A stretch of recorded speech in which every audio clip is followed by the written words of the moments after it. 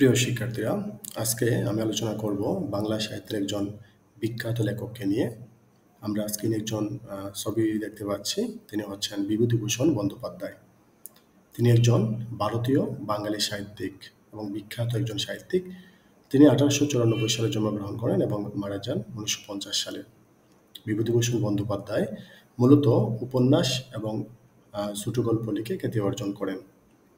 বিভিন্ন পরীক্ষায় ওনাকে নিয়ে প্রশ্ন থাকে, এমনকি ওনার যে নামটি রয়েছে বিভূতিভূষণ বন্দ্যোপাধ্যায়, এই নামটির শুদ্ধ বানানো পরীক্ষায় অনেক সময় থাকে। বিভূতিভূষণ বন্দ্যোপাধ্যায়ের পথের পাঁচালী ও অপরাজিত তার সবচাইতে পরিচিত উপন্যাস, এবং ওনাকে বিখ্যাত করেছে যে উপন্যাসটি, সেটি হচ্ছে পথের পাঁচালী। বিভূতিভূষণ বন্দ্যোপাধ্যায়ের অধিকাংশ উপন্যাসই চলচ্চিত্রে রূপায়িত করা হয়। উনি প্রায় উপন্যাসের পাশাপাশি উনি প্রায় 20টি গল্পগ্রন্থ, কয়েকটি কিশোর পাঠ্য উপন্যাস, ভ্রমণ কাহিনী এবং দিনলিপিও রচনা করেন। বাংলা সাহিত্যের এক অনবদ্য সৃষ্টি হচ্ছে পথের পাঁচালী, লেখক বিভূতিভূষণ বন্দ্যোপাধ্যায়। আমরা এই ভিডিওতে বিভূতিভূষণ বন্দ্যোপাধ্যায়ের বিখ্যাত উপন্যাসগুলো সম্পর্কে জানব, এবং আরেকটা জিনিস জানার চেষ্টা করব বা দেখার চেষ্টা করব, সেটা হচ্ছে বিভূতিভূষণ বন্দ্যোপাধ্যায়ের প্রত্যেকটি উপন্যাসের যে প্রচ্ছদ, সেটা অত্যন্ত চমৎকার। বইটি প্রচ্ছদটি দেখলেই বইটি পড়ার ইচ্ছে জাগবে।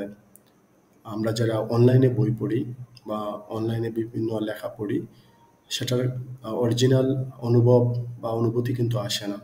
আমরা যদি পর্দায় প্রত্যেকটা উপন্যাসের প্রচ্ছদ দেখি, তাহলে আশা করি বইটির প্রতি আলাদা একটা টান চলে আসবে, এবং বইটি বা তার বইগুলো পড়লে আমরা আসলেই বাংলা সাহিত্যের যে অনেক অনবদ্য সৃষ্টি রয়েছে সেটা সম্পর্কে জানতে পারবো। এবার আলোচনা আসি পথের পাঁচালী। পথের পাঁচালী উপন্যাসটি 1929 সালে প্রকাশিত হয়। পথের পাঁচালী হলো বিখ্যাত সাহিত্যিক, আমি আগেই বলেছি, বিভূতিভূষণ বন্দ্যোপাধ্যায়ের একটা বিখ্যাত উপন্যাস। এটি বাংলার গ্রামের দুই ভাই বোন অপু এবং দুর্গার বেড়ে ওঠা নিয়ে বিখ্যাত একটি উপন্যাস হচ্ছে। এই উপন্যাসে ছোটদের জন্য সংস্করণটির নাম হচ্ছে আমাটির বেপু। পরবর্তীকালে বিখ্যাত বাঙালি চলচ্চিত্র পরিচালক সত্যজিৎ রায় এই উপন্যাসটি অবলম্বনে পথের পাঁচালী নামে একটি চলচ্চিত্র নির্মাণ করেন, যা পৃথিবী বিখ্যাত একটা উপন্যাস ছিল।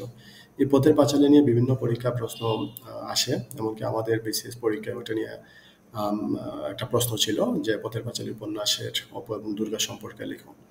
তো এটার কাহিনীটা জানা থাকলে আমরা এটা সম্পর্কে লিখতে পারবো। এবার আমরা স্ক্রিনে দেখতে পাচ্ছি তিনটি উপন্যাসের প্রচ্ছদ চমৎকার।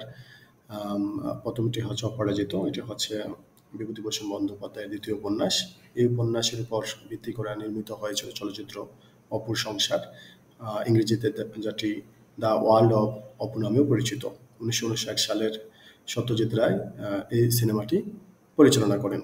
আমরা আরেকটি পর্দায় দেখতে পাচ্ছি আরেকটি উপন্যাসের প্রচ্ছদ, সেটা হচ্ছে নিশিপদ্ম। এটি অবলম্বনেও সিনেমা নির্মিত হয়, যেটিতে অভিনয় করেছিলেন উত্তম কুমার। তৃতীয় আরেকটি ছবি আমরা দেখতে পাচ্ছি, সেটা হচ্ছে কেদার রাজা। ছবিটি দেখে, প্রচ্ছদটা দেখে আমাদের আশা করি বইটি পড়ার প্রতি একটা আলাদা একটা অনুভব আসবে যে বইটার কাহিনী কি হতে পারে। এই স্ক্রিনে আমরা দেখতে পাচ্ছি আরো তিনটি প্রচ্ছদ। একটি হচ্ছে মিসমিদের কবচ। এটি বিভূতিভূষণ বন্দ্যোপাধ্যায়ের ধরা হয় একমাত্র গোয়েন্দা কাহিনী, গোয়েন্দা নির্ভর একটা উপন্যাস হচ্ছে স্মিথের কবচ। তারপরে হচ্ছে সুন্দরবনের 7 বৎসর। এটি একটি রোমাঞ্চকর উপন্যাস। বিভূতিভূষণ বন্দ্যোপাধ্যায়ের মৃত্যুর 2 বছর পর, অর্থাৎ 1952 সালে এটি প্রথম বই আকার বাজারে আসে। উপন্যাসটির সূচনা অংশের লেখককে নিয়ে মতভেদ আছে। গল্পের কাহিনীটি মূলত অভিযান কেন্দ্রিক। প্রবল প্রতাপ নদী ও তার উত্তাল তরঙ্গের সঙ্গে মানুষের বাঁচার লড়াইয়ের মর্মস্পর্শী বর্ণনাতে পাওয়া যায়। তৃতীয় যে ছবিটি আমরা দেখতে পাচ্ছি, সেটা হচ্ছে হিরে মানিক জ্বলে। এটি 1946 সালে প্রকাশিত হয়, এবং যেটি বিভূতিভূষণ বন্দ্যোপাধ্যায়ের একটি রোমাঞ্চকর উপন্যাস। এবার আমরা আলোচনা করব বিভূতিভূষণ বন্দ্যোপাধ্যায়ের অন্যতম একটি সেরা উপন্যাস, সেটি হচ্ছে আদর্শ হিন্দু হোটেল।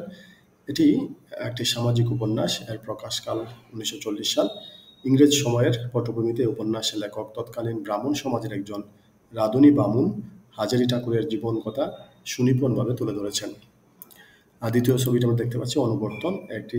একটা স্কুলের গল্প। ওয়েলেসলি স্ট্রিট এবং পিটার্স লেনে ক্লার্কওয়েল সাহেবের স্কুলের শিক্ষকদের গল্প।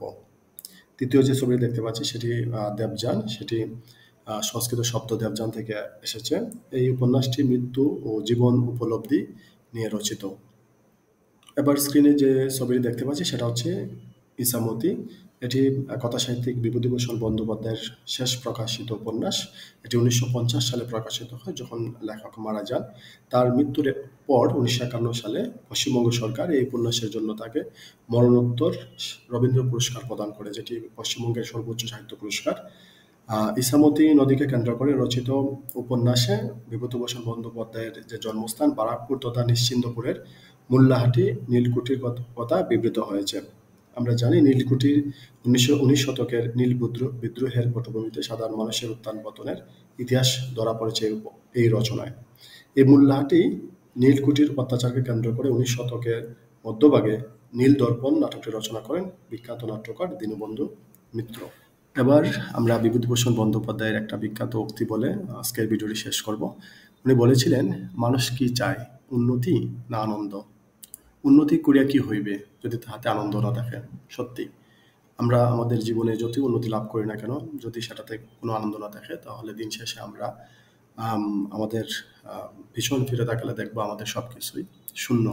তাই আমরা উন্নতি লাভের পাশাপাশি আনন্দের সাথে উন্নতি করতে চাই।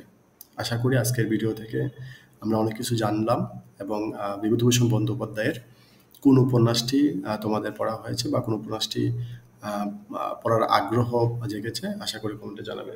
ধন্যবাদ।